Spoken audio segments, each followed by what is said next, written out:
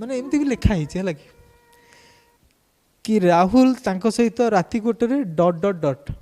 ୟାର ଅର୍ଥ କ'ଣ ମୋତେ କହିଲେ? ମୁଁ କ'ଣ ମାନେ ତାଙ୍କୁ ଅସଦାଚରଣ କରିଥିଲି?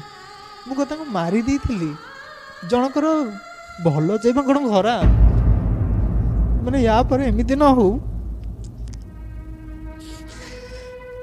କି ଯେଉଁମାନେ ଏତେ ସୋସିଆଲ ମାନେ ଅନୁଷ୍ଠାନ ମାନେ ଅଛନ୍ତି ସେମାନେ ଚାହାନ୍ତି କି ଗରିବ ଲୋକଙ୍କୁ ସାହାଯ୍ୟ କରିବା ପାଇଁ, ସେମାନଙ୍କ ମନରେ ଏମିତି ନ ଆସୁ କି ସେମାନେ ଗୋଟେ ଗରିବ ଅସହାୟ ଲୋକକୁ ସାହାଯ୍ୟ କରିବା ପାଇଁ ଆଗକୁ ଆସିବେନି।